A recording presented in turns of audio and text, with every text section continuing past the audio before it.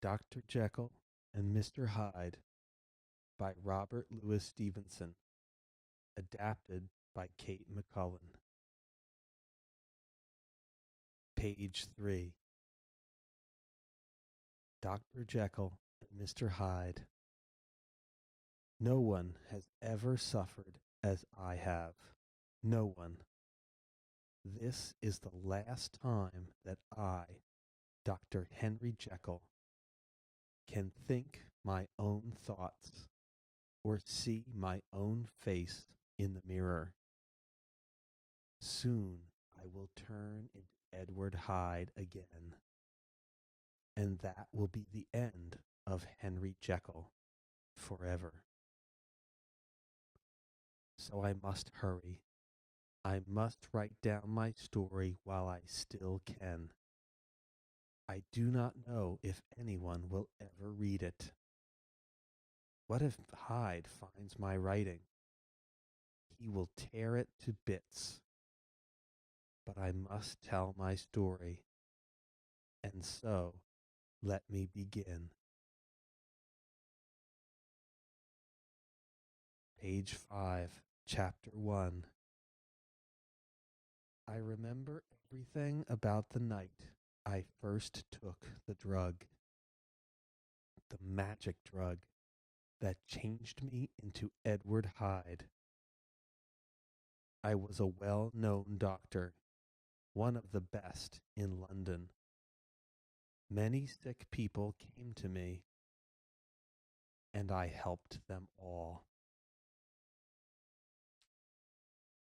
On this day, I was just showing a young woman to the door. In her arms she held a baby. She looked up at me with tears in her eyes. "Doctor," she began, "I want to thank you with all my heart. I was so afraid that my baby was not going to live. If only I had some money." "Do not think about paying me," I told her. "Seeing your little girl smile is enough for me. See that she gets a lot of rest now." "Thank you," she said again, and she went out. As I closed the door, I noticed my butler, Poole. He had been watching me. "You look tired, sir," he said. "You should get some rest, too." I looked at the clock. It had been a long day. "You are right, Poole," I said. "You may get dinner ready now. I need to eat. I have a long night before me in my lab." "Yes, sir," said Poole. He turned to go, but he turned back again. "You do so much good, sir," he said. "So much good." Page 8. With that, he left. I shook my head. If he only knew, I thought. If he only knew that there is another side to me, a side that I hide, a side that is not good at all. I had to smile. Poole probably thought that I was working in my lab on some new medicine, something that would help people. But that was far from the truth. That night, after dinner, I went to my lab. A fire was burning in the fireplace. It threw shadows of strange shapes against the wall. I could see the blood-red liquid in a glass by the table. My magic drug. It was almost ready. Next to the glass was a large pile of white powder. I had bought all I could from a nearby drugstore. It was the only thing I still needed for my experiment. No one had ever made a drug like this before. It was going to change me completely. I stared at it for a long time. There it was. A drug so strong that it could separate the good side of me and the bad side of me into two people. Think of it. The good side could go on working to make the world a better place, never bothered by any wicked thoughts, while the other side could be as bad as it liked. And there would be no good side to make it feel ashamed. I sat back. I remembered all the people who had made fun of me, like my old friend, Dr. Lanyon.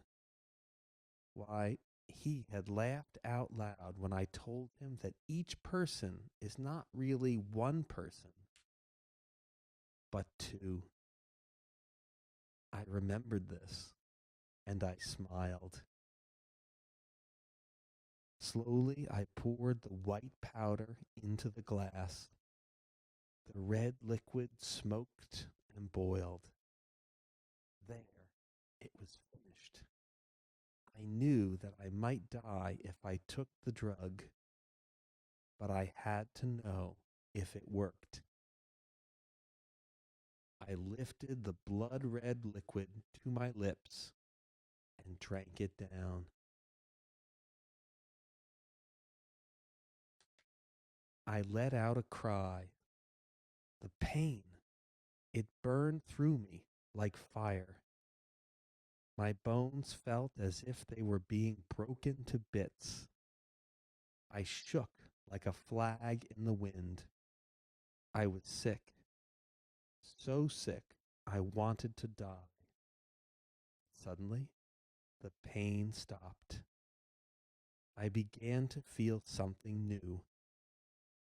I felt younger and lighter. I felt that I could do anything. I turned and looked into a mirror. I saw before me a brand new person. I was a much smaller man than I had been. My coat sleeves hung way past the tips of my fingers. I looked like a young boy in his father's clothes. I was smaller, yes, and younger, and very strange looking. The hair on my head was thick and wild. My eyes were small, small and mean. My nose was flat, and my teeth were sharp and crooked. I knew I was ugly, but I liked this new face. This too was me, the evil side of me. This was the part of me that all these years I felt I had to hide. And so I gave this new me a new name, Mr. Hyde, Mr. Edward Hyde. I walked around the room. Even my walk was different. Henry Jekyll was a big, tall man. He had a slow, heavy step. Edward Hyde's step was quicker, lighter. It had a strange swing to it, too. My new voice was the next thing I tried.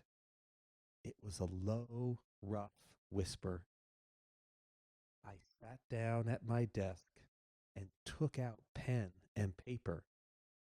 I was surprised to find that my handwriting was the one thing about me that had not changed. And so I spent the evening. I got to know everything I could about Edward Hyde. At last, I saw that the morning was coming. Poole would be up soon. He would be waiting to make breakfast for Henry Jekyll. But I did not yet know if the magic drug would bring back the good doctor. Quickly, I poured more white powder into another glass of the red liquid. Once again, I drank the smoking drink, and once again, I felt the shaking, the pain, the breaking of my bones. When at last the pain stopped, I looked into the mirror. There, looking back at me, was the kind face of Dr. Henry Jekyll. Chapter 2, page 17.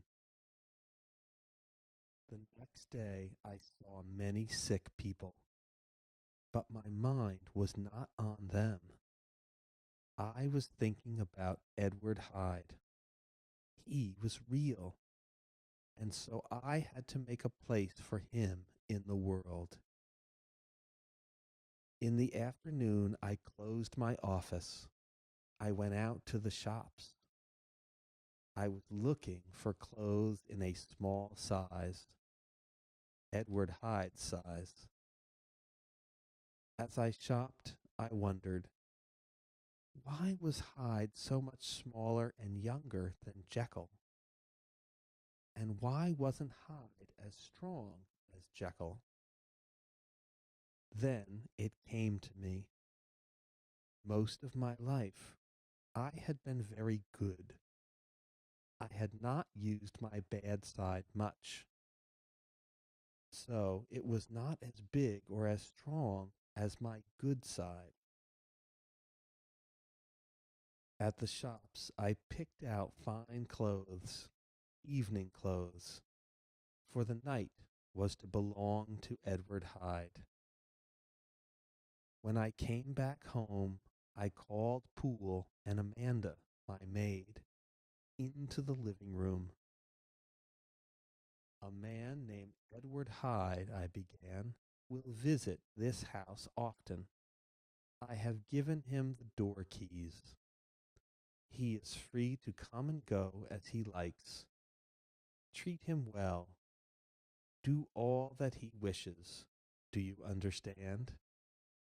Yes, sir, they both said. As Poole left the room, I saw his face. He looked puzzled. I had always lived alone. He did not understand this change. That night, I asked my lawyer, Mr. Utterson, to visit me. Poole showed him into my sitting room. Hello, Jekyll, said Utterson. I am glad to see you. It has been a long time, you know. You are so busy with your work. Yes, Utterson, I replied. I have so much to do. Please, take a seat. I have asked you here to talk about my will. Your will? Asked Utterson. I believe it is in order. There are some changes I want to make, I told Utterson. I handed him a short piece of paper. Here is my new will. Utterson looked over the new will. If you die, he said slowly, as he read the paper, you wish to leave everything to your friend Edward Hyde. He looked up at me. But Jekyll, what can be the meaning of this? It also says here that if you are missing for 3 months, Edward Hyde is to get everything you own.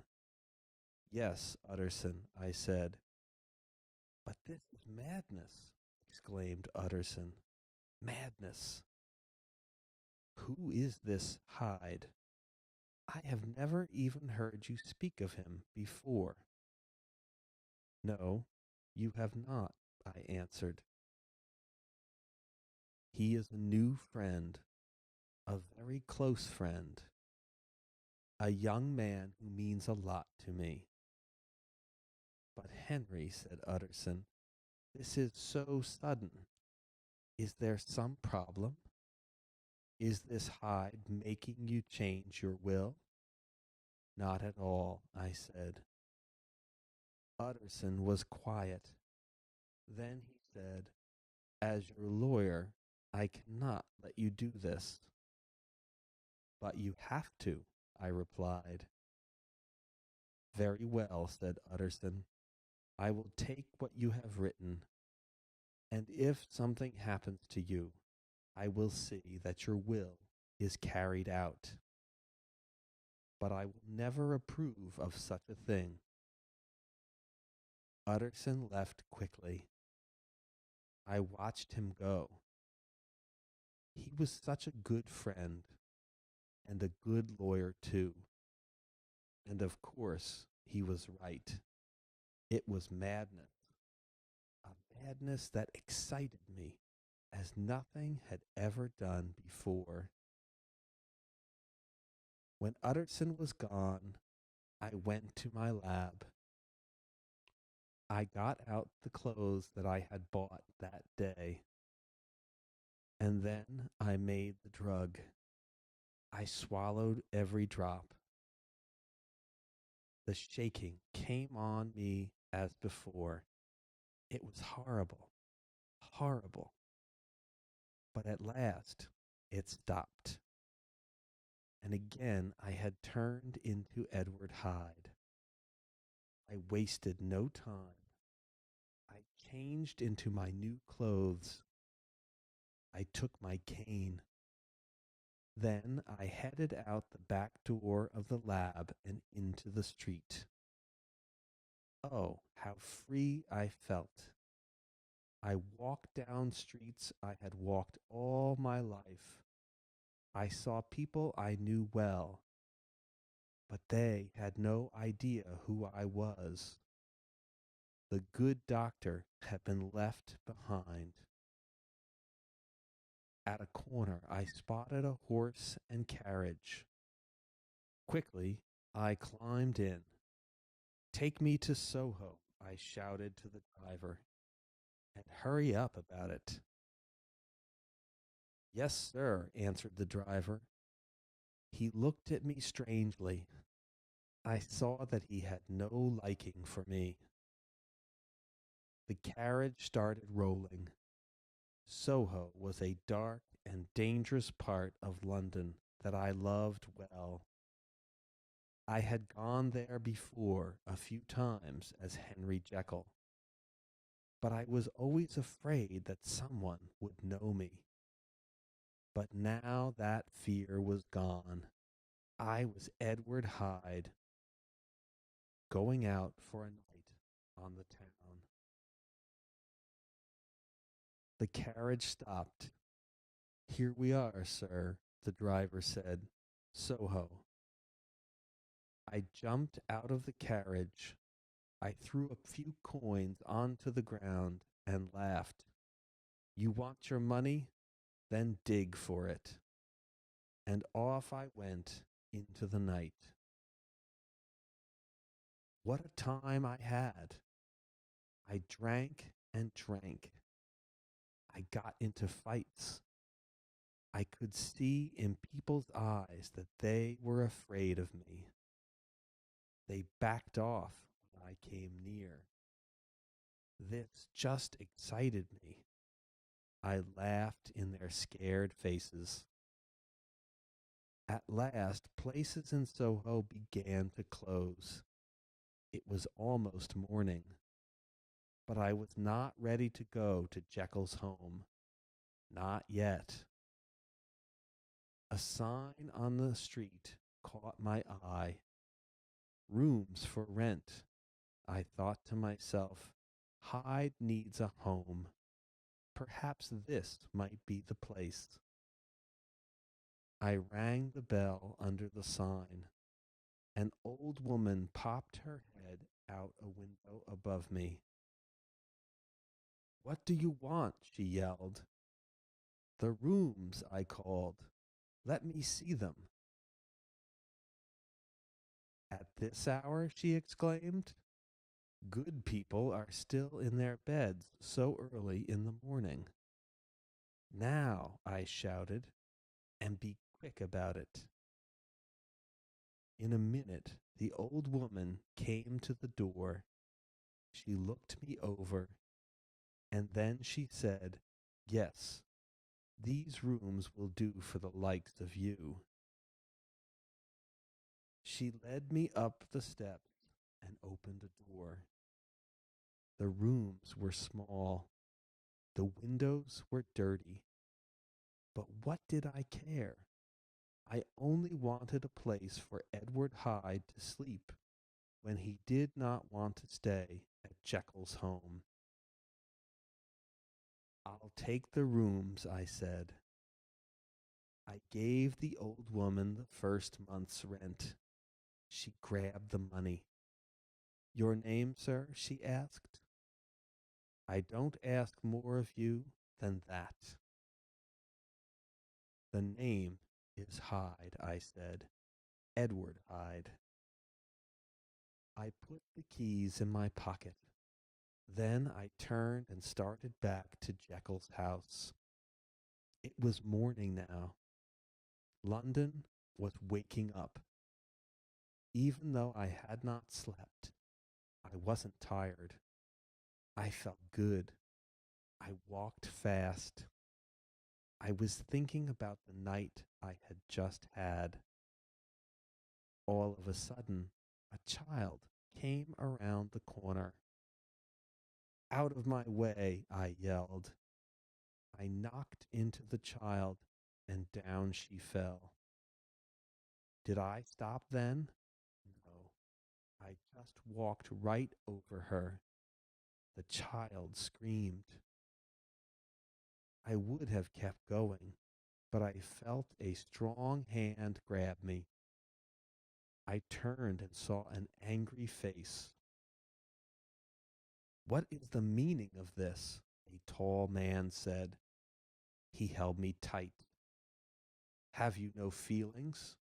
You hurt this child.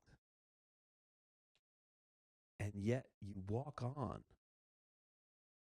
The man looked at me. Anger and hate showed in his face. I knew that face from somewhere. Who was this man? I could not remember. A crowd was growing around us. The child's father was there. He was holding the little girl in his arms. Someone sent for a doctor. The doctor came and bent over the crying child. Then the doctor looked at me and said, Who are you, sir? Edward Hyde is the name, I said. And what are you going to do to help this poor child? He asked. Nothing, I said. Nothing, said the tall man. That policeman over there will know how to take care of you. That's right. Jail is the place for you, shouted the child's father. Jail. The very thought of it froze me. I could not stand that. I see you mean to make trouble for me, I said. Never mind the police. What do you want? Name your price.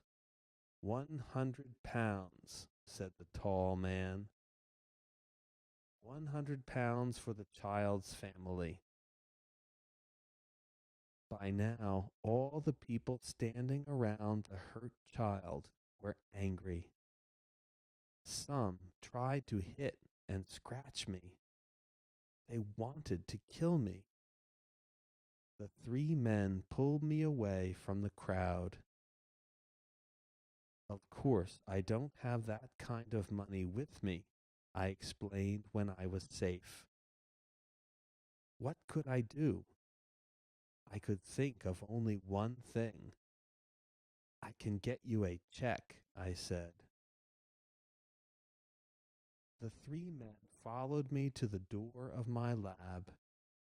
I went in, shutting the door in their faces. I went straight to Henry Jekyll's desk and took out his checkbook. I wrote out a check. I smiled as I signed it in Henry Jekyll's name. In a few minutes, I came out again. I handed them the check. The tall man looked at it hard. But can it be true? He said. This check is signed by Dr. Henry Jekyll. My cousin, Gabriel Utterson, is his lawyer. Jekyll is a fine man. He would never write a check for the likes of you. So this man was Utterson's cousin. Of course, I had seen them walking together in the park many times. The check is good, I said. I will come with you to the bank. You will see. And so we all went off to the bank. When it opened, we went in. Soon they had the money. The looks on their faces, I can see them still. They did not know what to think. I laughed as I walked away and left them standing there. Edward Hyde could do just as he pleased in this world, and Henry Jekyll would have to pay for it.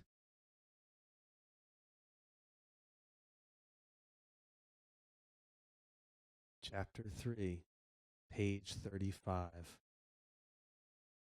That night, I, Henry Jekyll, sat over my dinner. The bell rang. Poole came into the room. Mr. Utterson is here to see you, sir, he said. Show him in, I said. I stood up to meet my old friend. I held out my hand to him, but he hardly saw me. He had a worried look on his face. Henry, he said, I must speak to you. My cousin, Richard Enfield, came to see me this morning. He told me of a horrible thing that happened, and it was all caused by your new friend, Mr. Hyde. I nodded. I understand that he had a little problem this morning, I said. Little problem? Utterson exclaimed. Those are not the words for what happened. Enfield saw it with his own eyes. Hyde trampled a child. He walked over a little girl and never looked back. I waved my hand. Let us talk of this no more. It was a dark night. Who can say what really happened? Let us just forget the matter. Utterson shook his head. I cannot forget it, Henry. I am worried about you. So is Dr. Lanyon. We do not understand why you are friends with such a man. I put my arm around Utterson. Do not worry, I said. I will tell you something. The moment I wish to, I can make Edward Hyde go away. I give you my word. Now let the matter rest. Your new will, Utterson went on. This Hyde is going to come into a lot of money if you die or disappear. It gives this man every reason to want to be rid of you. It is dangerous, Henry. No, no, I said. You do not understand. Poor Hyde. He is very young and has much to learn, but I am very close to him, Utterson, so you must promise to do what the will says, if need be. Utterson sighed. I still do not like it at all. Utterson turned to go. Then he looked back at me. Perhaps I should meet this new friend of yours, Henry. Perhaps, I said. Your paths may cross one of these days. Yes, said Utterson. I shall see to it that they do. And then he smiled for the first time since he had come into the room. Yes, if he is Mr. Hyde, why then I shall be Mr. Seek. Chapter 4. For a while I was a happy man. By day I was a good doctor. I worked long hours helping the sick. But by night I was another man. I did not care who got hurt. Only one thing bothered me. At first, it had sometimes taken 2 or even 3 drinks of my magic drug to change me from Jekyll to Hyde. But after a week or so, I did not need so much of the drug to make the change. No, I began to need more of it to change from Hyde back to Jekyll. I worried about taking so much of the strong magic drug. But my life as Hyde was so exciting, I could not give it up. Nights as Hyde were wild and free. The city of London was mine. I could go anywhere, do anything. I thought no one would ever guess my secret. But then, one night, something happened to change all this. I was just coming back to my laboratory door. I hummed as I turned the key. Mr. Hyde, I think, said a voice. I gave a low growl. Who would come upon me like this? I turned around and saw Utterson. Oh, how he hated me. I could see it in his face right away, but he tried not to let his feelings show. That is my name, I said. What do you want? I see that you are going in to see Dr. Jekyll, he said. I am an old friend of the doctor's. My name is Utterson. I was coming to see him too. Perhaps we can go in together. My heart beat with fear. What was Utterson doing here? I had to stop him from learning too much. Jekyll is not home, I said. No, returned Utterson. Then I will be going. He bowed. But it is good that we have met. Yes, I said. We may meet again some day, Utterson. Some day soon. Utterson's face fell. He could no longer hide his feelings. I laughed to myself. Utterson thought that I was talking about Jekyll's will. He thought that I was going to kill Jekyll to get all his money. Quickly, I opened my lab door and went in. Then, how I laughed. Poor old Utterson. He was trying to save Jekyll from an evil enemy. Little did he know that he was trying to save Jekyll from himself. Once inside the lab, I made more of the drug. I swallowed it and felt the sudden breaking of my bones, the hot pain, the shaking. In a matter of seconds, I was Henry Jekyll once more. I went straight up to my bedroom, across the garden. I needed to rest. Then I would begin another day of helping others. As my head touched the pillow, I fell into a deep sleep. I never dreamed of what was to come. When I woke up the next day, I felt strange. I looked about me. My room was the same. I saw the yellow candle by my bedside, my chair, my brown bed cover that I had slept under for years. Still, something was out of place. Then my eyes fell upon my hand on the bed cover. The hand I saw on the bed was small and thick. It was dark and hairy, too. I must have stared at that hand for a full minute before it came to me. It was the hand of Edward Hyde. I jumped from my bed.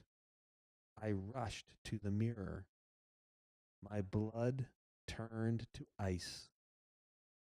I had gone to bed as Henry Jekyll, but now I had woken up as Edward Hyde. How had this happened? And what was I to do about it? Quickly, I threw on my robe. I made my way back to the lab. I had to drink more of my magic drug.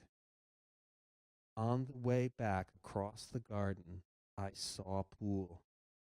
He looked surprised to see Hyde at this hour of the day. I gave him a dark grin and went on my way. 10 minutes later, I was sitting at the breakfast table. Once again, I was Henry Jekyll. But I must say that morning I did not eat much of my breakfast. Chapter 5, page 51. Waking as Edward Hyde scared me. The change had come without the drug. But how? I remembered the first time that Edward Hyde had appeared. He was small and weak, but of late he had been growing stronger, much stronger, strong enough to get rid of the sleeping Henry Jekyll. Hyde was growing stronger and more evil. This too scared me. And so I made a promise. No more magic drug. No more Edward Hyde. Ever. I put away Hyde's clothes. I hid the key to his rooms in Soho. From that moment on, I was going to be Henry Jekyll. Only Henry Jekyll. I kept my promise to live without Hyde. 2 months went by. I decided to celebrate living a good life again with a party. On the night of the party, Poole looked very happy. I must say, sir, he said, it is good to have your friends here once again. Yes, Poole, I replied. I have not seen them for a long time. Poole showed in Utterson, Dr. Lanyon, and several others. We had a pleasant dinner, At one point, Lanyon stood up. He raised his glass to me. "It is good to see you again, Henry," he said. "You have been keeping to yourself for too long." "True," I said. "I have missed you too. From now on, things will be different." "Different, eh?" Lanyon went on. "Does that mean you have given up those ideas of yours?" He laughed and turned to Utterson. "Do you remember, Utterson? Henry thought he had discovered a great secret. He thought he could separate man into two parts, a good part and a bad part." "I remember," said Utterson. I looked long into the fire. At last I looked up at Lanyon. "Yes, Lanyon," I said, "I have given up those ideas." Inside I felt angry. My ideas were right. Yet Lanyon was still laughing at me. I had given up being Edward Hyde, but still, I was right. Utterson pulled out his pocket watch. "It's past 10, he said. "I must be going. I have to see our friend Carew. He wants me to draw up some papers for him." Lanyon stood up. "Well, I must get home too, Henry. Thank you so much for the fine dinner. We will have to do it again soon, at my house." I showed the men to the door. I smiled as I said goodbye. But inside I was filled with anger. No sooner was the door closed than I turned to Poole. "I will be working late in my lab tonight," I told him. "I must be left alone." Away I hurried to my lab. My promise meant nothing to me now. Do I need to tell you what I did there? How I poured the powder into the red liquid? My hand shook. I was so eager. I had to be careful not to spill it, for I did not have much of the powder left. The red liquid began to boil. When the smoke cleared, I swallowed the drug. I gasped. Henry Jekyll was disappearing, gone. And there was Edward Hyde. And what a hide!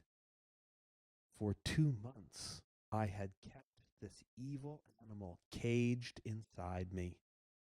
Now he was out with the anger of 100 howling monsters. I got out Hyde's clothes and threw them on. They were not so loose now. In these 2 months, Hyde had grown bigger and stronger. I burst out into the quiet London night. As I raced down the street, I saw someone coming toward me. It was an old man.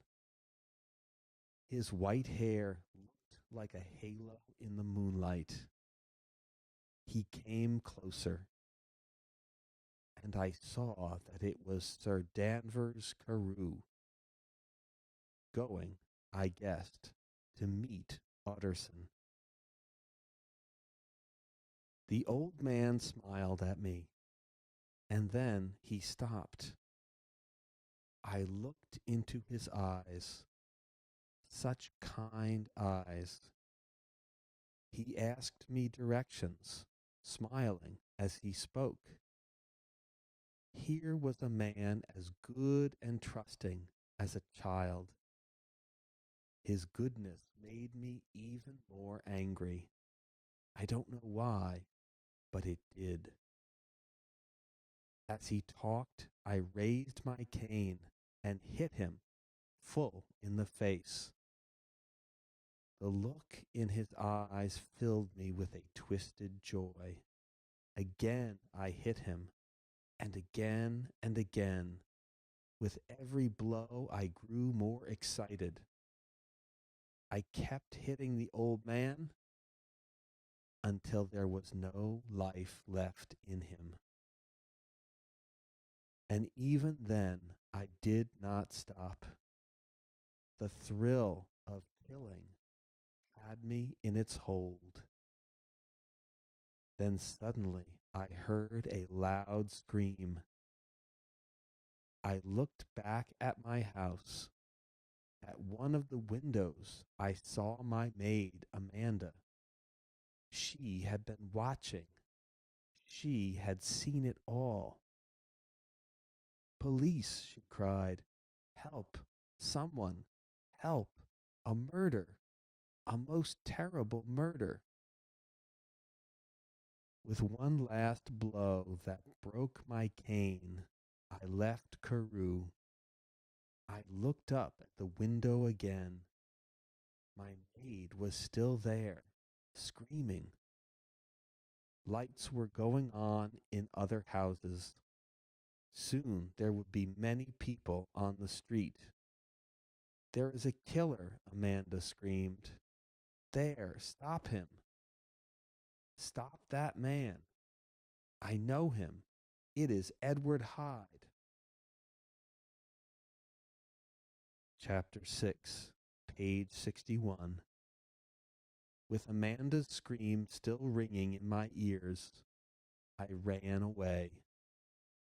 I did not stop until I was in Soho. I stayed there all night. No one had heard about the murder yet. What a night I had. Every drink I took, I drank to the dead man's name. What joy I felt to have killed someone. But at last, I went back to Jekyll's house. Oh, so carefully, I crept down the streets near my house and into my lab. Once more I drank the drug. I was Jekyll again. And then all joy was gone. I fell to my knees. Tears ran down my face. Hyde had often hurt others. But this was a murder. The murder of a good man. How could all my work as Jekyll make up for the evil of Hyde? I went quickly to my room and fell asleep. I wanted to sleep to forget, but my dreams would not let me. The red blood on my cane, Carew's face smashed to bits. When I woke up, I heard voices outside. I went to the window. There I saw a boy on the street. He was holding up the newspaper. The headlines were so big that I could read them from my window. Carew murdered. Police look for Edward Hyde. There was a drawing of my face. It took up nearly the whole front page. Amanda must have told what I looked like. I jumped back from the window. The news was out. The world now knew of Edward Hyde. But suddenly, I felt a great load lift from me. If Hyde showed his face anywhere, he would be handed over to the police. He would be hung by the neck until he was dead. Now there was no choice any more. If I wanted to stay alive, I had to stay Henry Jekyll forever. Poole, I cried out. Sir, answered my butler. He came to my door. Poole, please open my office, I said. I am ready to see patients now. Yes, sir, said Poole. Then he added, Have you heard the terrible news, sir? The news of Sir Danvers Carew? Yes, Poole, I replied, and of Hyde. I should never have let that man in my house. But you can be sure of one thing. He will never show his face here again. No, sir, said Poole. Many people wish to see him hang for what he did. Yes, yes, I said. Now, do as I ask you. I wish to help as many people as I can today. Once again, I threw myself into my work. I helped so many people. I did all I could to make up for the evil that Edward Hyde had done in the world. I worked late into the night. Then I dropped off to sleep. I left myself no time for thinking. But was Edward Hyde dead? No. I could feel him within me, trying to get out. I tried my best to keep him quiet. One day, after I had seen many sick people, I felt the need for some fresh air. I went to a park. It was a fine, clear day. The park was full of birds singing. Spring was in the air. I sat on a bench in the sun. I felt warm and pleasant. My eyes started to close. I remembered a night in Soho. At that moment, I began to shake. I felt sick. I fell off the park bench. When I got up, I felt better. The sick feeling was gone. Then I looked down. The hands that lay on my knees were small and hairy. I was Hyde again. My heart jumped. I looked around. No one had seen me, not yet. But on every corner was a newspaper telling what I looked like. It was only a matter of time. I would be caught and hanged. I had no idea what to do. I rushed off. Where could I go? If I went back to my house, Poole would call the police. My room in Soho was not safe. I ran through the park, hiding my face. Just outside the park gate, I saw a free carriage. I jumped in. I covered my face so the driver could not see me. My mind raced.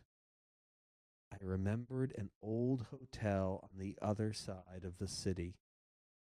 Maybe I would be safe there. Portland Street, I yelled to the driver. To the hotel. The ride was long. I felt safe, hiding inside the carriage. It gave me time to think. I made a plan. The Portland Street Hotel was as I remembered it, dark, out of the way. Inside, an old man took me upstairs to a room. A back room. I was safe. But for how long? I called for paper and pen. Then I wrote 2 letters. The first was to Dr. Lanyon. I needed help, but I could not go to Utterson. He had seen Hyde's face. Dr. Lanyon never had. I smiled. Lanyon had laughed at me. Now I could use him to get what I needed. Dear Dr. Lanyon, my dear old friend, you must help me now. I know we have different ideas, but do not think of that now. My life is in your hands. Please, if you do not help me tonight, I am lost. Please do as I ask. Tonight, go to my house. Poole will let you in. Go to my lab. There you will see a desk. One of the drawers is marked with an E. In it is some white powder and some red liquid. Take the drawer back to your house. Wait there until midnight. At that time you will hear a knock on your door. It will be a small man. He will say that he has come from me. Give the drawer to him.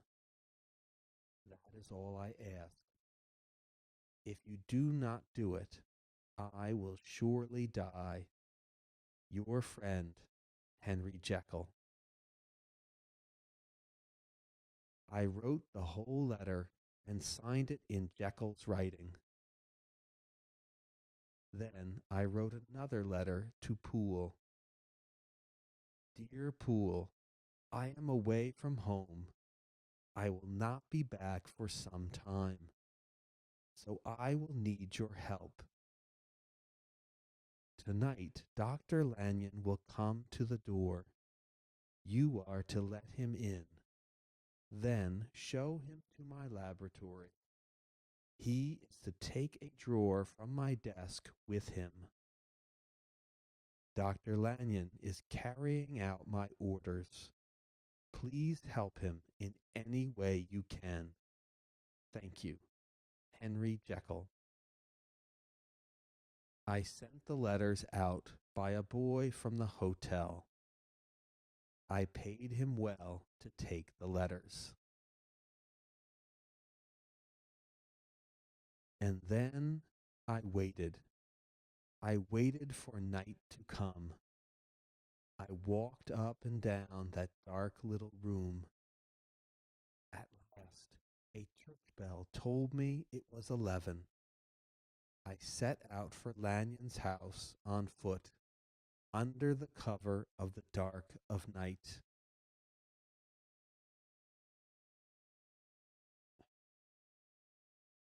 Chapter 7, page 75. As a church bell sounded 12 o'clock, I knocked on Lanyon's door. He opened it, and just in time, too, for a policeman was coming down the street. I went quickly inside the house. Are you the man Jekyll sent? Lanyon asked. I am, I replied. I had to keep my face in shadow. What if Lanyon had read what Hyde looked like? I lifted my eyes to look at Lanyon. I could see that he too hated me at once. Have you got it? I asked. The drawer? I put my hand on Lanyon's arm as if to squeeze the answer out of him. He stepped back. Just a minute, Lanyon said. You forget. I do not know you. Please be seated. I sat down. I tried to act calm, but I could not. I beg you, I said in a broken whisper. I am here on an important matter, a matter of life and death. I must not take much time. Henry Jekyll needs this drawer. Lanyon looked at me. He could see that I had to have the drawer. I could see that he wanted to find out what was happening. There is the drawer, he said, on the floor, behind the table. I jumped up. I ran to the drawer. My hands were shaking as I looked inside. There was all that I needed to save my life. I let out a short cry of joy. Again I turned to Lanyon. He looked so puzzled. Do you have a large glass? I asked. He got me one. I poured in the red liquid, and then I added the powder. There was only a little of it left now. The mixture in the glass foamed and bubbled. I held it up above my head. I grinned at Lanyon. And so, I said, what is your wish? Shall I take this glass and the drawer and go from your house? Or do you want to know what will happen when I drink this? Drink it, said Lanyon, surprised. But what about Jekyll? The things in his drawer are to be taken to him, are they not? Jekyll will get what he needs, I said. Now, will you have me stay or go? Think before you answer. I will do only what you say, but I warn you, if you watch me drink what is in this glass, you will never be the same.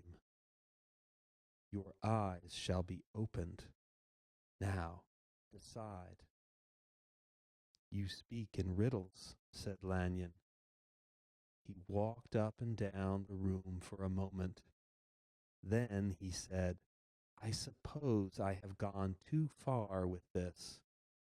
I want to know more. Drink.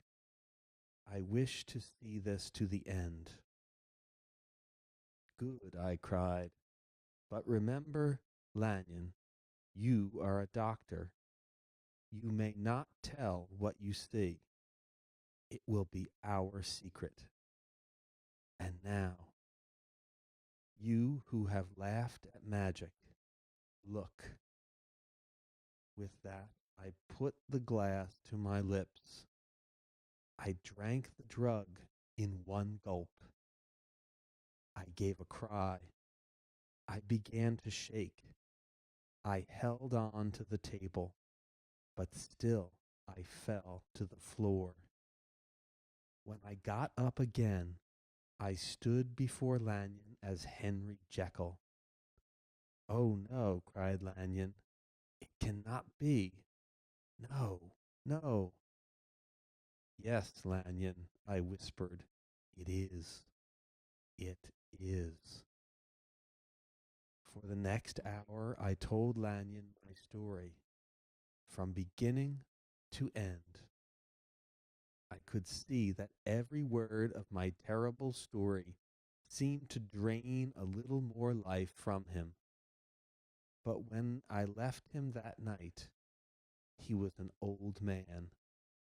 Death was written on his face. Chapter 8, page 83. I walked slowly from Lanyon's house to my own, and then I slept. For how long, I cannot say. But when I woke, I felt so good to be home near my drugs. That morning, Poole made me breakfast as usual. Then I took a walk out in the garden. I wanted some fresh air.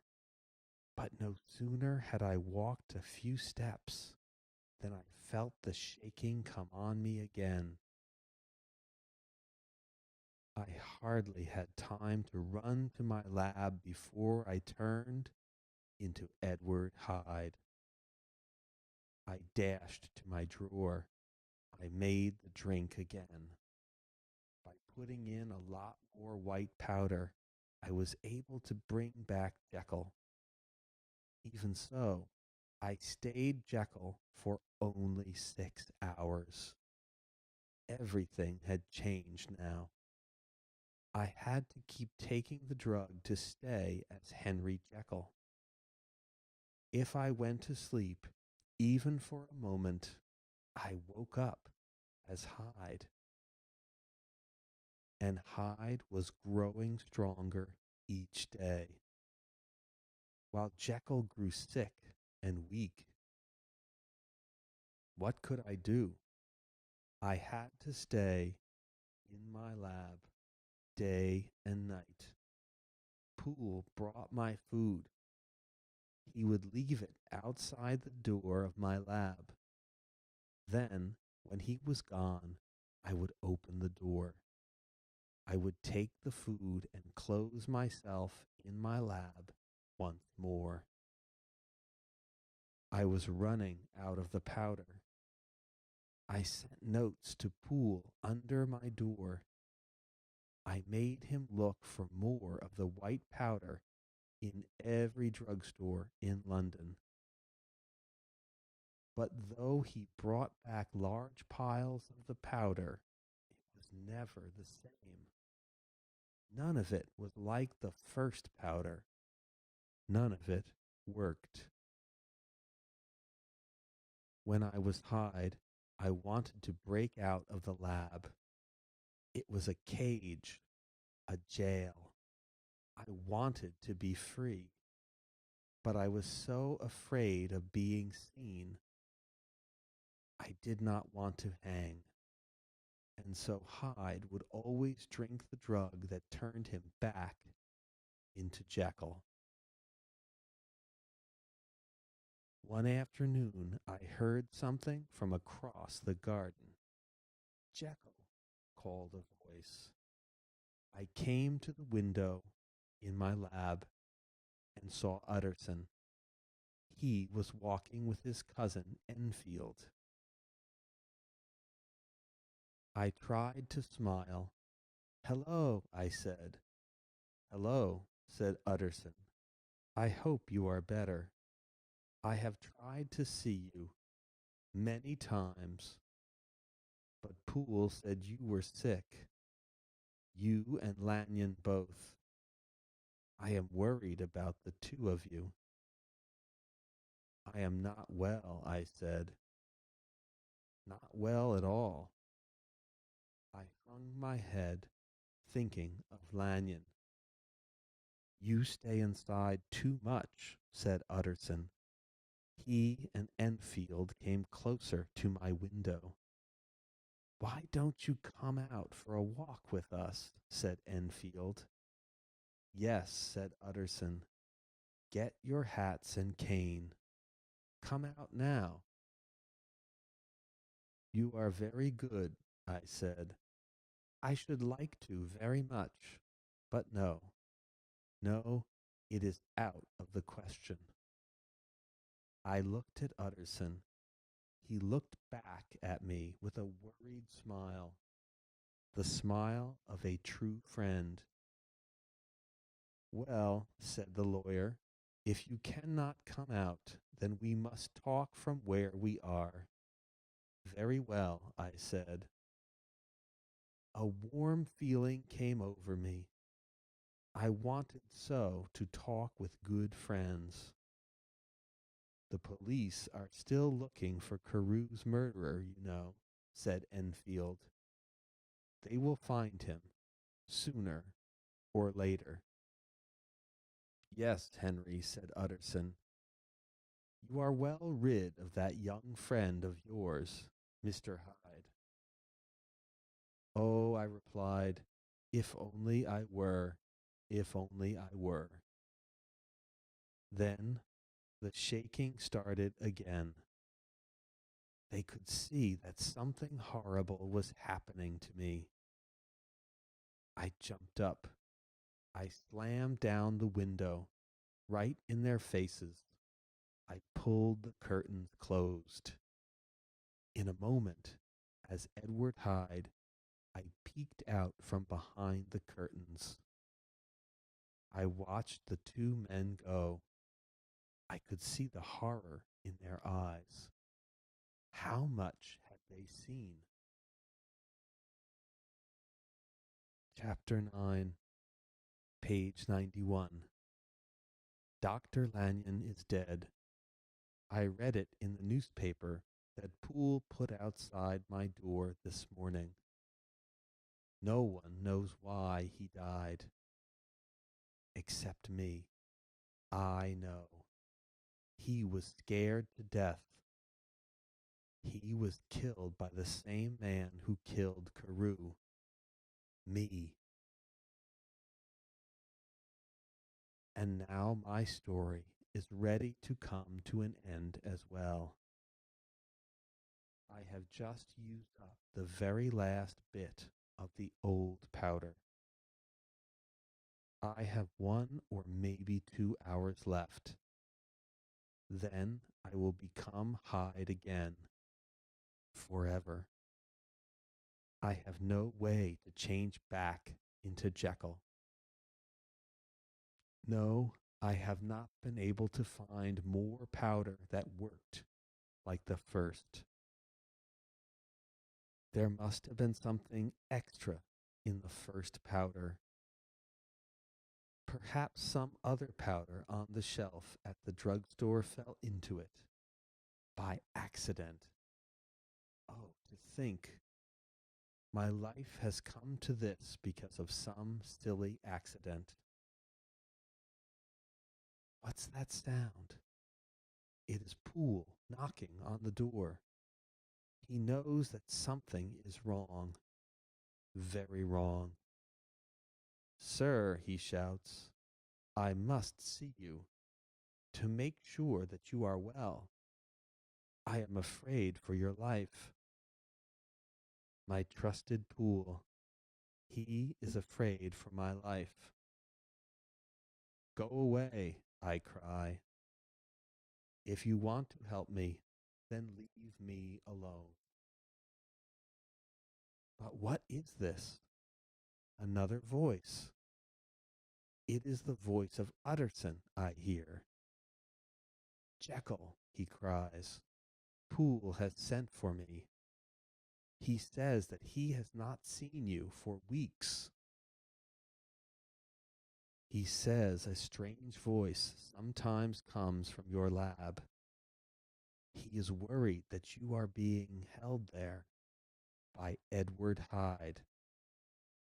Go, I say, I beg of you, leave me. For your own good, we cannot leave, answered Utterson. We are coming in. We are going to break down the door. I will not answer them, not any more. For what is the use? In a short time, I will be gone. They will find my writing. That is, if Hyde does not find it first. And they will know my sad, sad story. But I must keep writing now, for I have one more secret to tell. There is a tall glass on the table beside me. In it is another drug, one that will bring a quick end to whoever drinks it. Oh, there is the axe breaking down my door. Utterson and Poole are coming. I feel the shaking about to start. Hyde is breaking through too. I am reaching for that glass. There, I have drunk it. This is all. This is the end. The end of Dr. Jekyll and Mr. Hyde. The end.